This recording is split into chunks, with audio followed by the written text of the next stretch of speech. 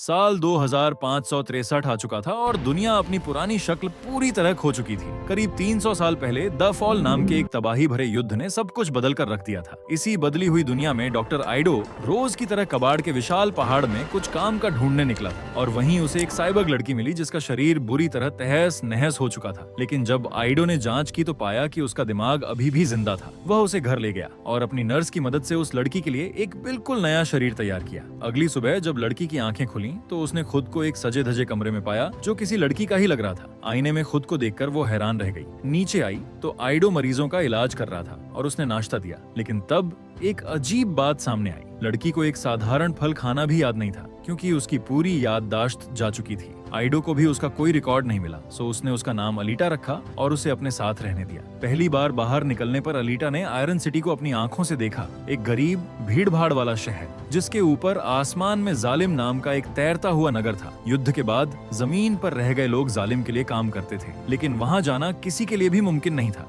शहर घूमते हुए अलीटा की नजर मोटर बॉल के एक रोमांचक मैच पर पड़ी। एक गली के कुत्ते से दोस्ती हो गई और फिर एक इनाम वाला पोस्टर दिखा जिसमें एक खतरनाक सीरियल किलर का जिक्र था। तभी एक विशाल रोबोट सड़क पर आ धमका और अलीटा बिना सोचे फाइटिंग पोज में आ गई, जैसे उसके जिस्म को अपने आप पता हो कि करना क्या है। ह्यूगो नाम के एक युवा लड़के ने उसे खींचकर दूर किया और बताया कि यह सेंचुरियन है जो शहर की सुरक्षा करता है। उसी रात अलीटा की नींद खुली तो उसने देखा कि आइडो देर रात एक बड़ा सूटकेस लेकर आया था और उसके हाथ पर खून के निशान थे। शक होना लाजिमी था। अगले दिन क्लिनिक में उसे पता चला कि लुटेरे साइबॉग पार्ट्स निकालकर काले बाजार में बेच रहे हैं और रात को एक और महिला का कत्ल हो गया था। आइडो के खूनी हाथों की याद ने शक को और गहरा कर दिया। उधर चिरन नाम की एक रहस्यमय महिला से अलीटा की मुलाकात हुई जिसका स्पर्श उसे बेचैन कर गया। बाद में पता चला कि चिरन और आइडो कभी पति पत्नी थे और जो शरीर अलीटा को मिला था वो उनकी मर चुकी बेटी के लिए बनाया गया था। चिरन चाहती थी कि आइडो एक मोटरबॉल चैंपियन तैयार करे जो उसे जालिम पहुंचा सके, लेकिन आइडो ने साफ मना कर दिया। ह्यूगो ने अलीटा को रोलर स्केट्स पर मोटरबॉल सिखाई। कई बार गिरने के बाद वो इतनी अच्छी हो गई कि हैरानी होने लगी। एक ऊंची बिल्डिंग पर ले जाकर ह्यूगो ने बताया कि कबाड़ का वह पहाड़ जालिम से फेंका हुआ सामान है, तो हो सकता है अलीटा खुद जालिम से आई हो। उस रात अलीटा ने सोने का नाटक किया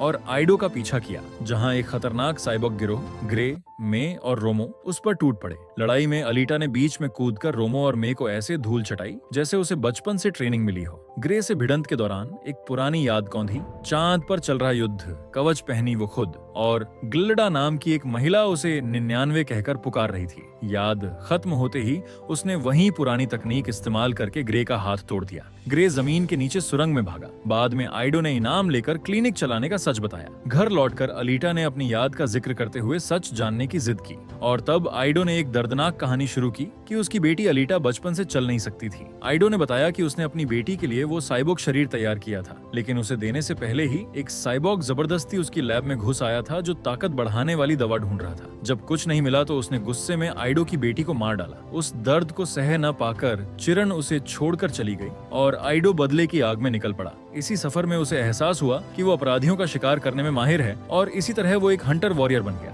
फिर आइडो ने अलीटा को उसके बारे में सच बताया।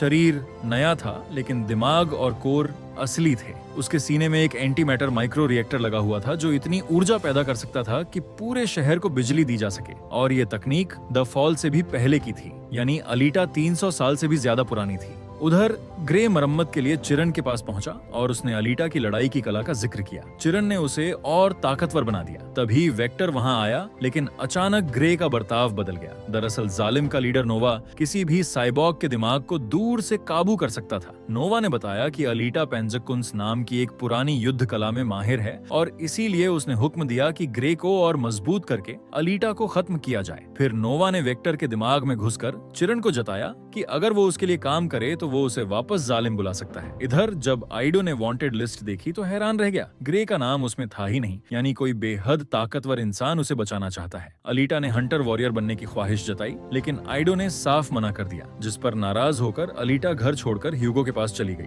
ह्यूगो उसे एक बड़े मोटरबॉल मुकाबले में ले गया जहां खिलाड़ी सचमुच जान की बाजी लगाकर खेल रहे थे। बैक स्टेज में ह्यूगो ने राज बताया कि मोटरबॉल का चैंपियन बनने वाले को जालिम जाने का मौका मिलता है। वेक्टर और चिरन भी वहीं थे और उनकी नजर जीतने वाले खिलाड़ी पर पड़ी जो उनका बनाया साइबॉग नहीं था। चिरन ने उसके बॉडी पार्ट्स मांगे और देखते देखते जीत का जश्न मना रहे उस खिलाड़ी को जैकर्स के एक गिरोह ने आग के घेरे में फंसा लिया, वैन में डाला और उसके दोनों बाजू निकाल लिए। वेक्टर ने वो बाजू खरीद ली और तब खुलासा हुआ कि ये जैकर्स कोई और नहीं बल्कि ह्यूगो और उसके दोस्त थे जो पैसों के लिए साइबॉर्ग पार्ट्स चुराकर बेचते थे। अगले दिन ह्यूगो अलीटा को शहर के बाहर एक खूबसूरत जगह ले गया जहां झील के बीच एक पुराना स्पेसशिप पड़ा था, सदियों पहले युद्ध में गिरा हुआ, मंगल ग्रह की तकनीक से बना, जिसे लोग छेड़ने से डरते थे। अलीटा बेधड़क झील में उतर गई। पानी में सांस लेने की भी दिक्कत नहीं हुई और वो सीधे उस शिप के अंदर पहुंच गई। वहां एक अजीब दरवाजा और एक चमकती फोर्स फील्ड मिली। एक नॉब घुमाते ही रास्ता खुल गया और अंदर एक बेहद एडवांस्ड और शक्तिशाली साइबॉर्ग बॉडी रखी थी जो अलीटा को अपनी अपनी सी लगी। वो उसे घर ले आई और आइडो से कहा कि उसे इसमें शिफ्ट कर दें, लेकिन आइडो ने समझाया कि यह बुजुर्ग बॉडी है, सिर्फ युद्ध के लिए बनाई गई और पेंजक कला में माहिर।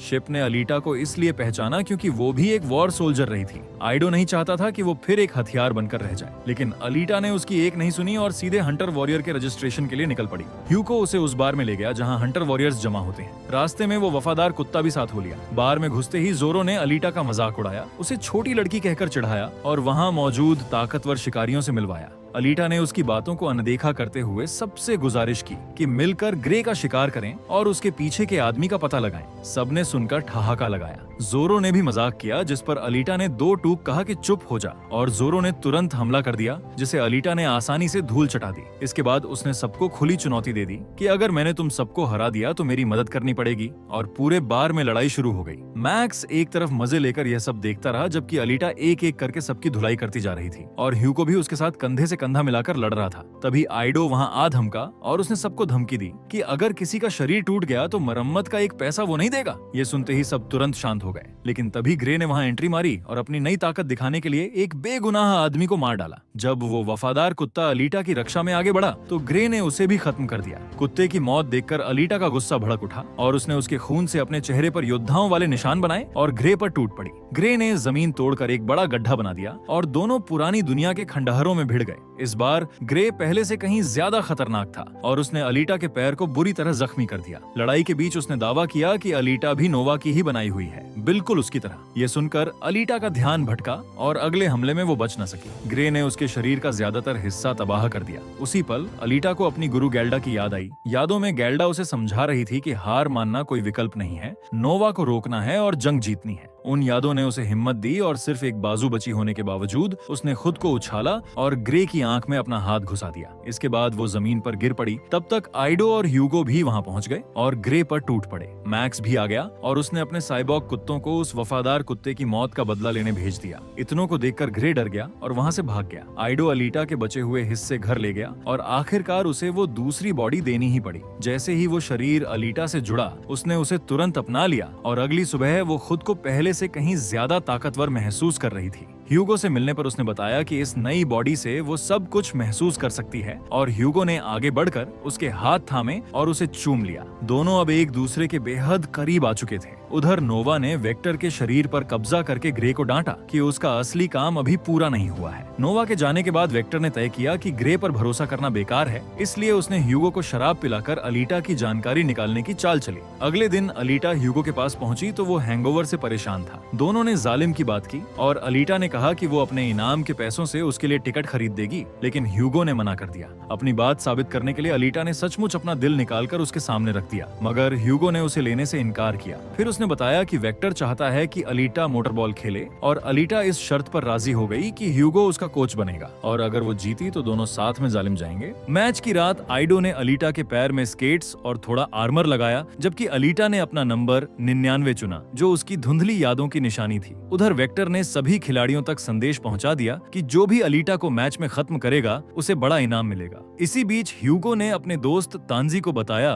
कि वो अब यह पार्ट्स चुराने का काम छोड़ रहा है, जिस पर दोनों में बहस हो गई और जोरो वहां आ धमका। उसने उस साइबॉर्ग को मार डाला, सबूत ऐसे छोड़े जैसे जैकर्स ने किया हो। फिर ह्यूगो पर हमला करके उसके कंधे को जख्मी कर दिया और तांजी को तलवार से मार डाला। ह्यूगो ने एक पेट्रोल ग्रेनेड फेंककर वहां से भागने की कोशिश की, लेकिन जोरो उसके पीछे पड़ गया। स्टेडियम में वेक्टर ने चिरन को सच कबूल किया कि ह्यूगो को जालिम का सपना दिखाकर उसी ने अलीटा को अपने जाल में खींचा था। जब आइडो ने मैदान में नजर डाली तो समझ गया कि अलीटा के सामने जो खिलाड़ी हैं वो आम नहीं, हर एक या तो बाउंटी पर था या हंटर वॉरियर था। पूरा मुकाबला एक जाल था। उसने फौरन अलीटा को बताया, लेकिन अलीटा पीछे हटने वालों में से नहीं थी और वो मैदान में डटी रही। मैदान में उतरे हर खिलाड़ी की ताकत काबिले तारीफ थी, लेकिन अलीटा के सामने टिकने की हैसियत किसी की नहीं थी और उसने एक एक करके सबको धूल चटा दी। तभी ह्यूगो का घबराया हुआ मैसेज आया कि जोरो उसके पीछे पड़ा है और फौरन मदद चाहिए। अलीटा ने एक पल नहीं गंवाया, मैदान की विशाल स्क्रीन तोड़कर बाहर कूदी, पीछा करने वाले बाकी खिलाड़ियों को खुली जगह में निपटाया और सीधे ह्यूगो को ढूंढने निकल पड़ी। वो ठीक वक्त पर पहुंची जब जोरो ह्यूगो को खत्म करने ही वाला था। अलीटा ने उसे धकेला, लेकिन उसी वक्त बाउंटी स्क्रीन पर ह्यूगो का नाम चमक उठा। उस पर खून का इल्जाम था। ह्यूगो ने माना कि वो जय कर रहा है, लेकिन उसने साफ कहा कि उसने कभी किसी की जान नहीं ली।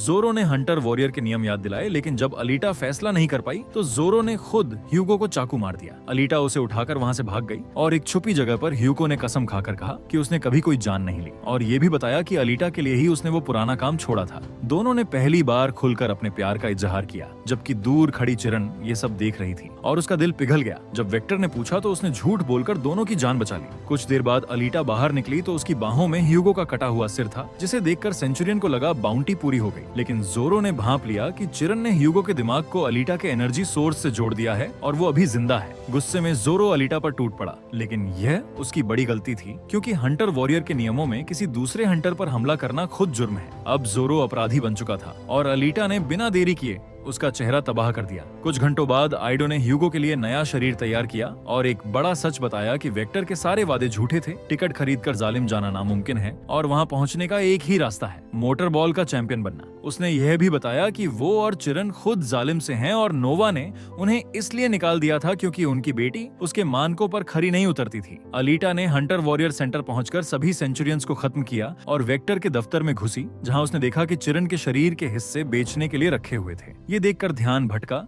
और ग्रे पीछे से आ धमका। उसके वार के साथ अलीटा की यादों का एक और दरवाजा खुला। पुराने युद्ध में वो और गैल्डा की सेना जालिम तक पहुंचने के लिए एक विशाल पाइप पर चढ़ रहे थे, जब एक दांतेदार घूमती रक्षा चक्री ने पूरी सेना का सफाया कर दिया और आखिर में सिर्फ दोनों बची। जब गैल्डा ने उसे थामकर याद दिलाया कि उनका असली मकसद जालिम को नष्ट करना है, वो यादें अलीटा के भीतर आग बनकर जल उठीं। उसने अपने शरीर को खुद ठीक किया और ग्रे को बीच से काट डाला। फिर उसने नोवा से बात मांगी, जिसने वेक्टर के जरिए धमकी दी कि विरोध किया तो आइडो और ह्यूगो को मार देगा, लेकिन अलीटा ने गुस्से में वेक्टर को खत्म करके उसकी बात वहीं काट दी। तभी आइडो का संदेश आया कि ह्यूगो सीवेज लाइन से चढ़कर जालिम पहुंचने की कोशिश में है। अलीटा दौड़ी और उसे मिल गई, लेकिन ह्यूगो ने एक न सुनी। नोवा ने मौका देखकर वही दांतेदार चक्री भेज दी जो अलीटा को चूककर ह्यूगो से जा लगी और एक पल में उसका ज्यादातर शरीर कट गया। वो गिरने लगा। अलीटा ने छलांग लगाकर उसका हाथ पकड़ा और दोनों हवा में लटके रहे। उन्होंने आखिरी बार एक दूसरे से प्यार का इजहार किया। फिर वो बाजू टूट गया और ह्यूगो अलीटा की उंगलियों से फिसलकर गहराई में हमेशा के लिए चला गया। कई महीने गुजर गए और अब अलीटा दुनिया की मशहूर मोटरबॉल खिलाड़ी बन चुकी थी। एक बड़े मुकाबले के दौरान उसने अपनी तलवार आसमान में तैरते जालिम की तरफ उठा दी। ये साफ इशारा था कि वो अपना मकसद नहीं भूली और एक दिन जालिम को खत्म करके रहेगी।